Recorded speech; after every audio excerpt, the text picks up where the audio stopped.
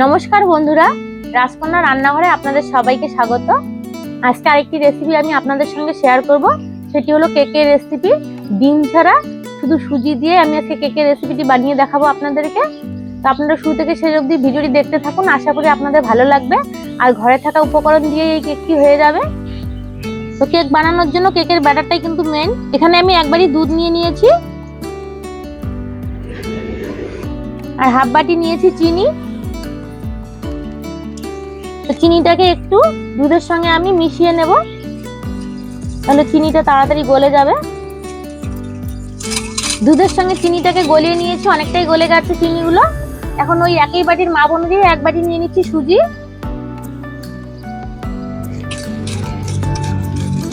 দুধের সঙ্গে সুজিগুলোকে ভিজিয়ে নেব ভালোভাবে। হাফ বাটি নিয়ে নিয়েছি ময়দা, দিয়ে দিচ্ছি। ময়দাটাও ভালোভাবে মিশিয়ে নেব। সবকিছু ভালোভাবে মিশিয়ে নিয়েছি। আর ব্যাটারটা দেখুন এখন অনেকটাই কিন্তু পাতলা আছে। তো ব্যাটারটা এভাবে আমি 10 মিনিট রেখে দেবো, তাহলে সুজিগুলো নরম হয়ে যাবে, ফুলে যাবে, আর ব্যাটারটা অনেকটা ঘন হয়ে আসবে।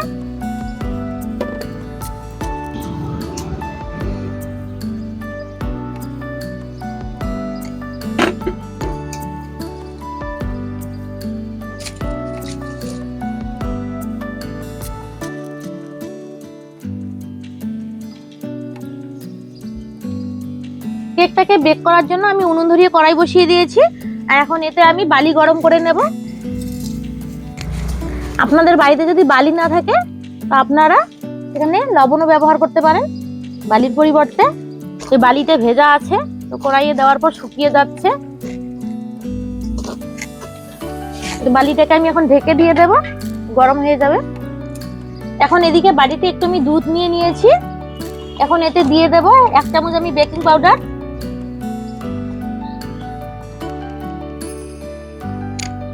হাফ চামচ দিয়ে দিচ্ছি খাবার সোডা। এখন একসঙ্গে মিশিয়ে নেব।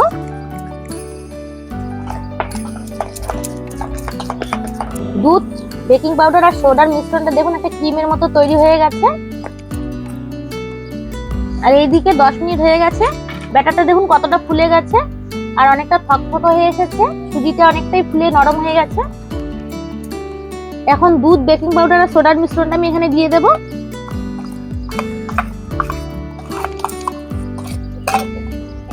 দিয়ে ভালোভাবে মিশিয়ে নেব।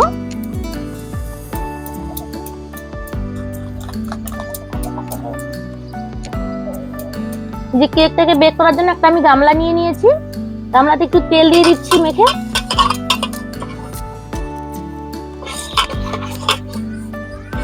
এখন এতে একটা আমি সাদা কাগজ কেটে নিয়েছি, এটা দিয়ে দিচ্ছি।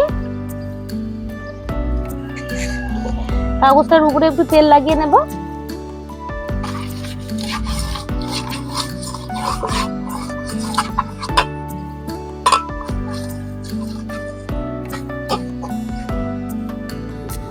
এখন কেকের ব্যাটারটা আমি দিয়ে দিচ্ছি গামলায় ঢেলে।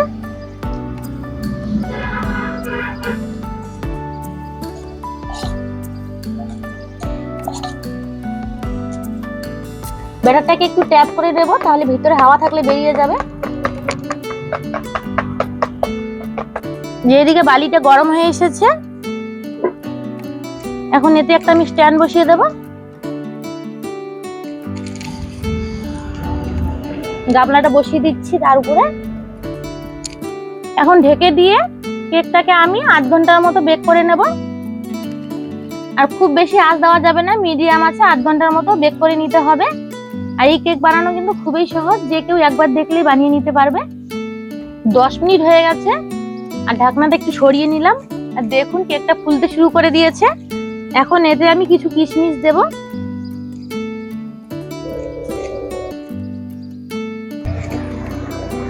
আগে কিশমিশ দিলে কিশমিশগুলো ভিতরে ঢুকে যেত।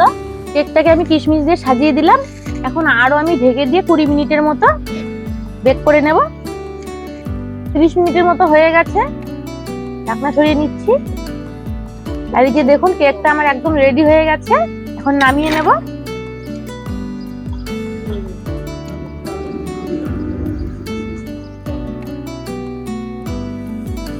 কেকটা এখন একটু আমি ঠান্ডা করে নেব, তারপরে বের করে দেখাচ্ছি আপনাদেরকে। কেকটা আমি ঠান্ডা করে নিয়েছি, আর ট্যাপ করলে এমনিতেই কেকটা ছেড়ে দেবে গামলা থেকে। এখন এভাবে একটা প্লেট নিয়ে গামলাটা ভেবে উল্টে দেব। এই যে দেখুন কত সুন্দর ভাবে উঠে এসেছে। কাগজটা তুলে নেব।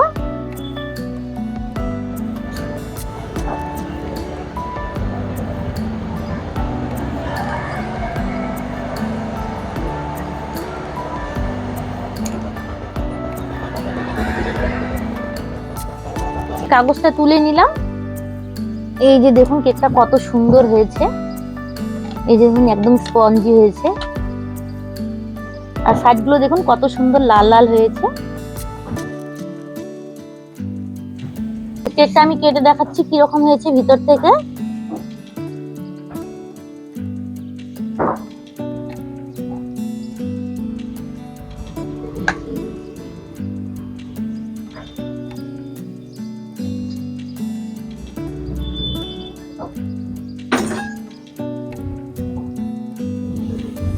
এই যে দেখুন কত সুন্দর হয়েছে।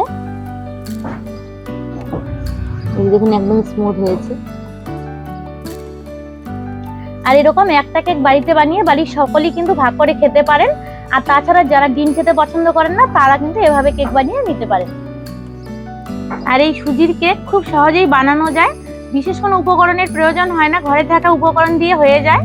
তো আশা করি আজকের রেসিপি আপনাদের ভালো লেগেছে। ভালো লেগে থাকলে ভিডিওটিতে লাইক করে দেবেন, শেয়ার করে দেবেন। আর আমার চ্যানেলটিতে নতুন বন্ধু হয়ে থাকলে চ্যানেলটিকে সাবস্ক্রাইব করে দিয়ে আমার পাশে থাকবেন।